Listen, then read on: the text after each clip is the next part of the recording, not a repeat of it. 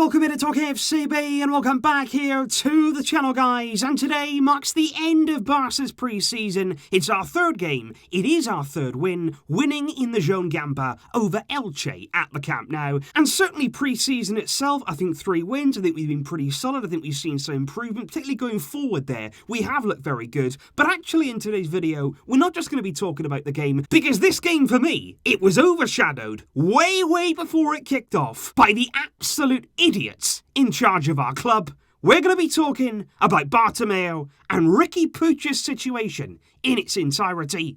What a shame. Because like I say, from Barcelona, this right here was Ronald Koeman's starting 11, and there weren't too many surprises in that starting 11. We spoke about it in yesterday's preview video. We said that most likely we're going to see pretty much the same team that he's planning on using against Villarreal, and just look at that back four. That would be my first biggest concern when it comes to Barcelona. That's exactly the same that suffered the heavy defeat against Bayern and problems last season. Nothing has changed there defensively, and that remains a concern. I think going forward, as we saw very early on, brilliant pass there in behind from Messi, good run from Jordi Alba, he cuts it back, nice finish from Antoine Griezmann, who gets another goal, and we're going to need Griezmann to be in those areas as the season goes on. We need him to lead that line, and if he is going to do that, we need him to be putting away the goals, so that was certainly a positive for me. We had plenty more chances too. Coutinho looked really bright, he looked confident, he looks very good in the opening games that we've seen in pre-season. I think subs came off the bench too. Dembele had a few shots tonight, and I have to say that Elche's goalkeeper was very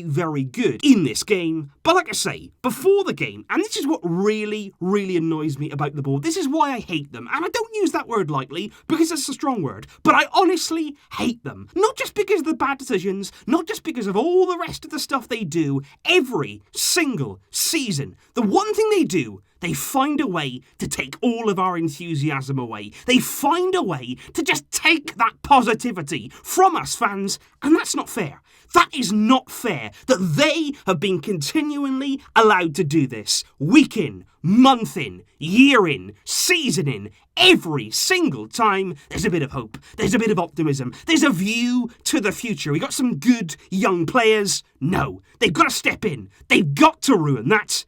And that is why they cannot leave soon enough. Because it actually all started before the game even kicked off, because notice that Bartomeu there spoke before the game. He spoke absolute nonsense so that during the game they would all hope that we'd actually forgotten what he said there at the start of the match. But we won't. Incredibly, he said there he was very surprised about the fact there they got over 20,000 signatures in the vote of no confidence against his management. He said, I couldn't believe that. I was really shocked that many people came out and signed against my board. Well, you know what? That's how bad you are. Even in the middle of a pandemic, even in the times that we're in, people still wanted to go outside to get you out. He also said in that interview that he had no intention whatsoever of resigning. He said, no, we're not going to resign. He said that all along. I've never ever seen a single shred of integrity from this man. And he also said there in that interview before the game that he didn't want to respond to the words of Messi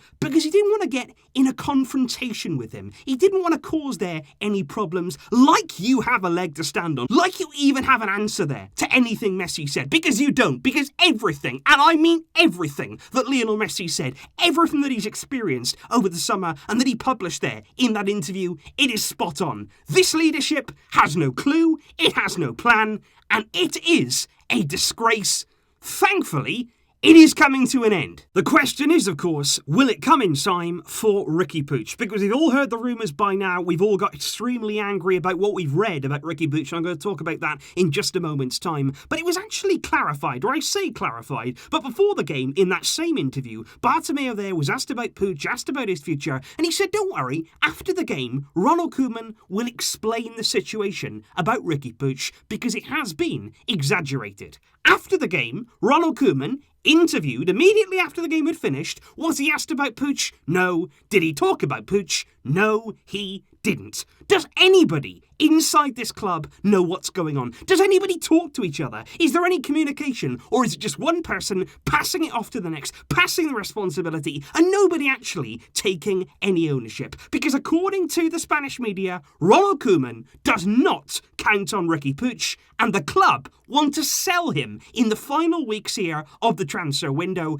And all of this has come all of a sudden for Riqui, who is shocked at the situation. He was very, very surprised this morning that he was left out of the squad. He wasn't involved whatsoever, not even part there of the matchday squad. You could see him in the stands there looking very, very dejected. And you just wonder what's going through their head. Apparently their Koeman doesn't believe that Riqui suits the 4-2-3-1 formation. That's nonsense. We've already seen Puig play in that deeper role, and even though he's never played there before, he played well. He can clearly adapt to that position because you know what? He's a good footballer. He is a good quality young player who's just turned 21 years old. He can be the face of our midfield, look into the future, but no, let's sell him on. Let's cast him out, because that's what you do. Because all the players in the team, Riqui Puig, he's the problem. What absolute nonsense. And they may come out and spin it and say, you know what, we just have a lot of midfielders, we brought players in, so there's not really minutes there for Riqui. It doesn't matter. He's better than many, many of the players that we have already in that midfield. If you want to get rid of somebody, get rid of the others.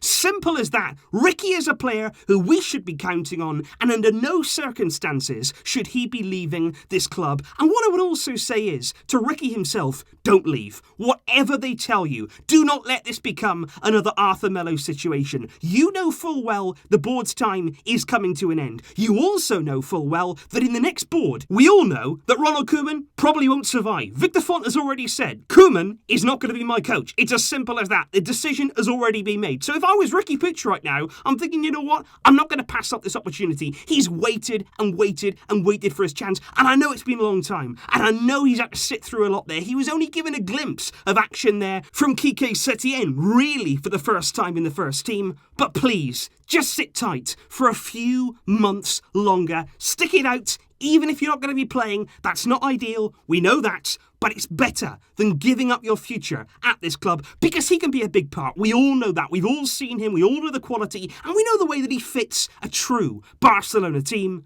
Please don't leave. Whatever they make you do, just don't do it. And it is really, really difficult, guys, honestly, making the videos here, watching that game today. It is tough, again, to be a Barcelona fan. And how many times this happened to us? That is why, honestly, I've said now for months, I'm just counting down the days until this board are gone. They have been leading us down a very, very dark path now for far too long, and I can't take much more of it. It has taken a serious, serious strain on all of us. I know that we've all been very, very affected by what we see day in, day out from this club. If it's not one thing, it's another. You get up in the morning, you're trying to face the day, and then suddenly this stuff comes out of nowhere, and you just think, we can't catch a break. We can't actually get through a day without some sort of soap opera unfolding at the club that we all love, and it hurts, and it really, really does. So what I want to say to you is, thank you here for sticking by the channel, for still coming here to watch the videos, to get involved in the conversation, because it is tough, and I'm not going to make any mistake about that. It is a tough